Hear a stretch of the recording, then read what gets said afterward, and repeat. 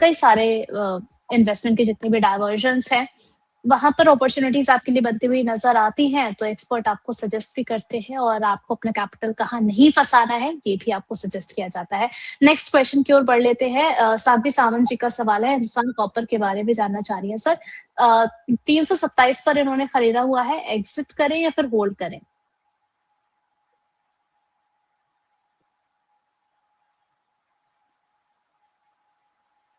Hindustan copper जी।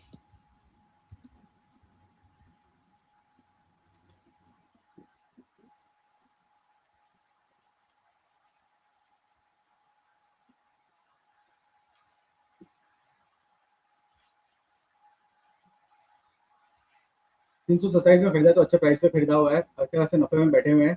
और फिलहाल के लिए छोटा सा स्टॉप लॉस लगा लो 440 का, उसके नीचे अगर जो ट्रेड करेगा तो वीकनेस बढ़ेगी, तो आप अपनी पोजीशन के लिए 440 का स्टॉप लॉस लगा के बने रहे। चलिए ठीक है सर। अगर लॉन्ग टर्म पर्सपेक्टिव से अगर हम हिंदुस्तान कॉपर को देख रहे हैं, तो आप लॉन्ग टर्म टारगेट्स इसमें क्या देख रहे हैं? मैडम लॉन्ग टर्म टारगेट के लिए क्या होगा, जब तक स्टॉक 480 के नीचे ट्रेड करेगा, एक बार की शॉर्ट टर्म के लिए वीकनेस इस स्टॉक में दिखाई दे रही है। 480 के बाद में वापस में अपसाइड का मोमेंटम आएगा, उसके बाद में आप वापस 440 का स्टॉप लॉस लगा के बने रहे पोजीशन में, और आपको वापस 600 या 650 टारगेट वापस दिखाई दे सकते हैं। चलिए ठीक है। और रुचि जी, फिलहाल राज इस जी स्टॉक के लिए दो लेवल आपको ध्यान में रखना है, नीचे के लिए 440, ऊपर के लिए 480। जिस साइड ब्रेकआउट आएगा वहां से इस पे फास्ट मूव आएगा, ऊपर ऊपर या नीचे के साइड। चलिए ठीक है। नेक्स्ट यहाँ पर जो है यहाँ पर ओके, गगन मित्तल जी का सवाल है, कह रहे हैं कि इनके पास आईआरएफसी को लेकर के चंद्र सर ने कमेंट्री शेयर करी है। आप प्लीज इस वीडियो को रिमाइंड करके आप देख सकते हैं। श्री लोटस को लेकर के जरूर मैं आपका सवाल पूछ लेती हूँ। 500 शेयर से सर इनके पास 180 की प्राइस पर इन्होंने खरीदा हुआ है। आपकी सलाह क्या रहेगी? काफी ऊपर में खरीदा हुआ है और वहां से स्टॉक काफी गिर चुका है, और अभी भी इसमें वीकनेस इंटैक्ट ही लग रही है। जब तक स्टॉक 110 के नीचे ट्रेड कर रहा है, वीकनेस और बढ़ते रहेगी स्टॉक में। तो फिलहाल के लिए आप स्टॉक का स्टॉप लॉस लगा लें, और 110 के ऊपर में जाए तो आप एवरेज कर सकते हैं स्टॉक के लिए, और स्टॉक के स्टॉप लॉस लगा के। फिलहाल के लिए स्टॉक का स्टॉप लॉस लगा ले, उसके नीचे ट्रेड होगा तो और ज्यादा वीकनेस बढ़ेगी। चलिए यहाँ पर एक टिप्पणी आ गई है अवराज जी की, कह रहे हैं उर्वशी मैडम सेहत का ध्यान रखें, आप काफी हेल्दी फूड की व्यवस्था में सुधारियों के कदम, देसी घी से भोजन, प्रोटीन बढ़ा। बिल्कुल सर, आपका जो भी सजेशन है स्वास्थ्य को लेकर के बिल्कुल कंसीडर करा जाएंगे। क्या मैं लग नहीं रही हूँ आपको स्वस्थ, या क्या बात है? चलिए ध्यान रखा जाएगा। सर नेक्स्ट क्वेश्चन यहाँ पर आया है जुपिटर वैगन्स को लेकर के, 255 पर इन्होंने खरीदा है, क्या करें?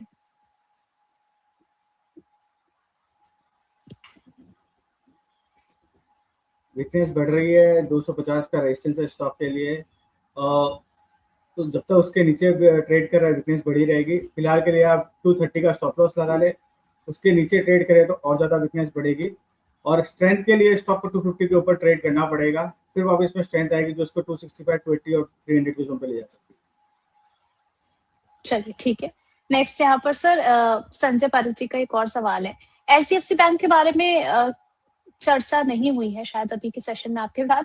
एचडीएफसी बैंक में सर क्या करना चाहिए? 743 पर इन्होंने खरीदा है 59 शेयर से। अगर जो पोजिशनल लिया हुआ है तो कोई डरने की जरूरत नहीं है, आप बने रहे पोजीशन में। आपकी प्राइस भी आने चाहिए और मेरे हिसाब से नफा भी आना चाहिए नेक्स्ट वीक में या फिर कमिंग वीक में। फिलहाल के लिए आप पोजीशन में बने रहे। चलिए, तो इस काउंटर में आपको बने रहने की सलाह यहाँ पर दी गई है। अब यहाँ पर जो है हम देख रहे हैं क्रूड चमका है और इसके साथ-साथ कई सारे स्टॉक्स भी चमकते हुए नज़र आ रहे हैं, जिसमें हम शुगर स्पेस के बारे में बातचीत कर रहे थे। कई सारे स्टॉक्स में अच्छी तेज़ी हमें देखने को मिल रही है। सर ओवरऑल शुगर स्पेस आपको कैसा लग रहा है? आपका नज़रिया, आउटलुक, सबसे पहले यहीं से शुरुआत करना चाहेंगे। ओवरऑल मैडम ये शुगर सेक्टर के स्टॉक अच्छे लग रहे हैं, और इनमें अभी रैली स्टार्ट हुई है, और मेरे हिसाब से थोड़ी सी रैली और बढ़ सकती है इन स्टॉक्स में। 5-10% का और चलिए। अपमूव यहाँ से दिखाई दे सकता है।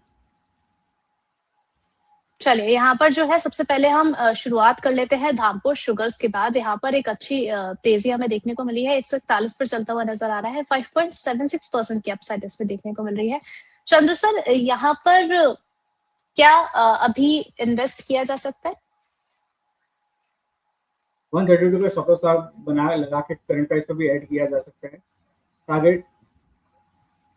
टारगेट रहेंगे 150 और 160 के। चलिए ठीक है, यहाँ पर अभी दालमिया शुगर को अगर हम देख रहे हैं सर, यहाँ पर तो 14% से ज्यादा की तेजी देखने को मिल रही है। 395 पर ट्रेड करता हुआ नजर आ रहा है। बाजार में जिस तरीके से गिरावट देखने को मिली, उसके बावजूद भी अच्छा खासा आउट परफॉर्मेंस इस पर्टिकुलर काउंटर ने दिखाया है। क्या कंटिन्यू रहेगी सर तेजी? फिलहाल अच्छा लग रहा है स्टॉक, और 375 का स्टॉप लॉस लाके बने रहे इस ट्रेड में, और आपके जो टारगेट होंगे 425 और 450 पर। 425 और 450 तक के टारगेट्स यहाँ पर डालमिया भारत शुगर में देखने को मिल सकते हैं। नेक्स्ट यहाँ पर एक चीज कहना था, ये स्टॉक में रन अप बहुत ज्यादा फास्ट आ गया कंपेयर टू अपने लास्ट स्टॉक पे बात कर रहे थे। अगर ये दो स्टॉक में एक स्टॉक लेना हो तो मैं 141 वाला स्टॉक लूंगा। 141 वाला, यहाँ पे कई सारे और नाम है। इसमें से भी सर मैं लास्ट में आपसे जरूर पूछूंगी कि 1, 2, 3 प्लेस आप किसे करेंगे। नेक्स्ट हम बात कर लेते हैं द्वारकेश शुगर इंडस्ट्रीज के बारे में। यहाँ पर भी एक शार्प मूव आता हुआ नजर आया है। ट्रेडर्स का यहाँ पर एक अच्छा इंटरेस्ट हमें देखने को मिला है। सर यहाँ पर क्या जो ब्रेकआउट देखने को मिला है वो सस्टेन करेगा या फिर प्रॉफिट बुकिंग आएगी? रूसीज में 47, 48 का रेजिस्टेंस है, ऑलमोस्ट रेजिस्टेंस जोन के पास ही है, तो ये स्टॉक मैं अवॉइड करूंगा। और किसी के पास है पोजीशन और नफे में चल रहे हैं, वो 44 का स्टॉप लॉस लाके बने रहे, या अपनी ट्रेड में 44 का स्टॉप लॉस लगा लें। चलिए 44 का यहाँ पर स्टॉप लॉस आपको मेंटेन करके चलना है। नेक्स्ट यहाँ पर हम बातचीत कर लेते हैं रेणुका शुगर्स के बारे में। काफी ज्यादा वॉलेटाइल बना हुआ है, हाई बीटा स्टॉक है, काफी फास्ट मूव भी दिखा चुका है। अब क्या सर यहाँ पर काफी कंसोलिडेशन के बाद यहाँ पर जो तेजी आती हुई नजर आई है, क्या कंटिन्यू रहेगा यहाँ पर?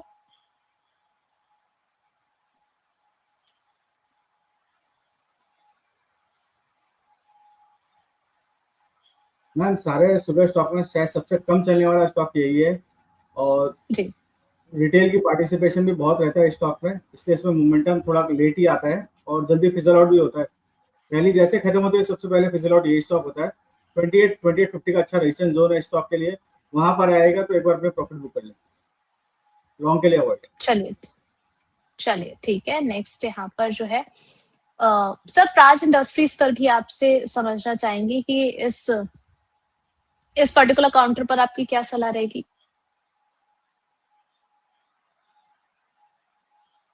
ये स्टॉक अच्छा लग रहा है, 330 के ऊपर में लॉन्ग इनिशिएट किया जा सकता है। पहला टारगेट 369 होगा, सेकंड टारगेट 400 450 को, 369 के ऊपर 330 के ऊपर लॉन्ग इनिशिएट करने है। चलिए ठीक है। यहाँ पर बजाज हिंदुस्तान शुगर, यहाँ पर भी शुगर लिंक्ड कंपनी है, 16 पर ट्रेड हो रही है। क्या किया जाए सर? ऑलमोस्ट अपने लोस के पास है ये।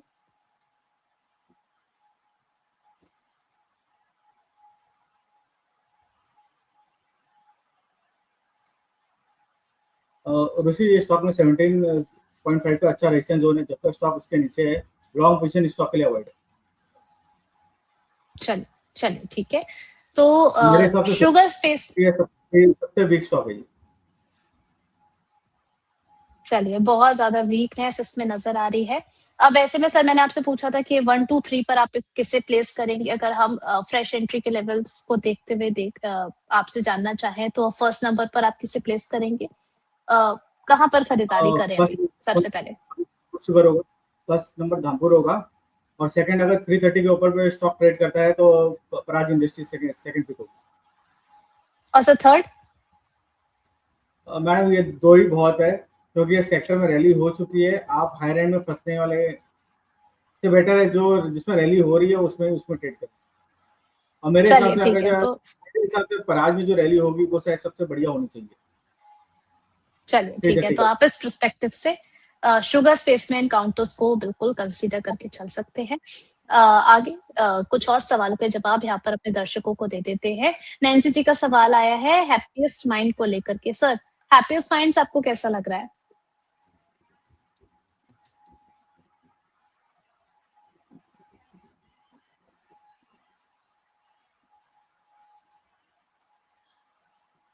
काफी वीक स्टॉक लग रहा है और 380 का इसमें स्ट्रॉन्ग रेजिस्टेंस है। जब तक उसके नीचे ट्रेड कर रहा है लॉन्ग पोजीशन अवॉइड रखनी चाहिए। और मेरे हिसाब से किसी की एग्जिस्टिंग पोजीशन है 350 के नीचे ट्रेड करे तो अपनी एग्जिस्टिंग पोजीशन से भी बाहर आ जाए। चलिए, यहाँ पर कह रही हैं कि सर विक्स जो है वो 30 पर बॉटम लगेगा। इंडिया विक्स जो आप 30 की बात कर रहे हो, मेरे हिसाब से जी। वहां पे टॉप बनना कोई नेसेसरी नहीं है। वहां से काफी ऊपर के लेवल भी दिखाई दिए जा सकते हैं। और जिस हिसाब से लड़ाई चल रही है विक्स का लेवल कुछ मतलब वाला जो आ जाए 40-50 के लेवल भी यहाँ से दिखाई दे सकते हैं। लड़ाई अगर जो और बड़े रूप में चली जाती है तो इंडिया विक्स पे वो ध्यान नहीं दे। फिलहाल आप न्यूज पे ध्यान दें कि ईरान वाला युद्ध कहाँ जा रहा है। चलिए, ऋषभ जैन जी का सवाल आया है, कह रहे हैं बैंक निफ्टी में लो कंफर्म हो गया है सर या फिर अभी और लो जा सकता है?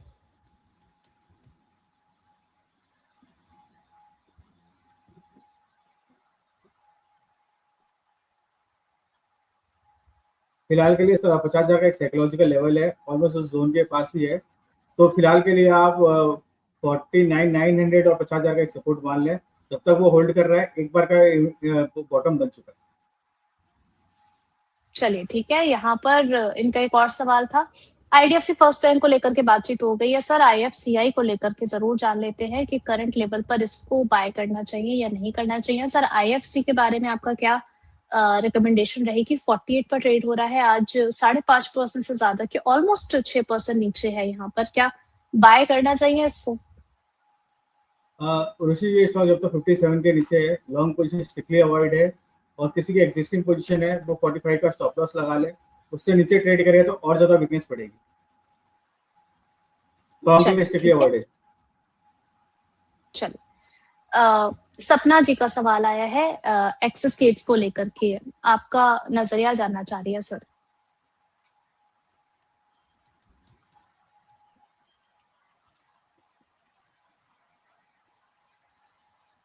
तेरह सौ 80 के ऊपर चलता हुआ नजर आ रहा है, 4.99% की डाउन साइड है इसमें, क्या करना है सर? एसएस के अच्छा लग रहा है स्टॉक। 1450 और एक 1490 का छोटा सा रेजिस्टेंस जोन है, उसके ऊपर निकल गया तो ये वापस धमाकेदार रैली करेगा जहां पे 1600, 1800, 2000 के टारगेट होंगे। तो फिलहाल जिसकी पोजीशन है 1300 के स्टॉप लॉस से बने रहे पोजीशन। और नई पोजीशन किसी को ऐड करनी है 1550 के ऊपर ऐड करें। पहला टारगेट जो रहेगा वो 1490 का होगा और बाद में वहां से अच्छी रैली आनी चाहिए जो उसको 1600, 1800 और 2000 के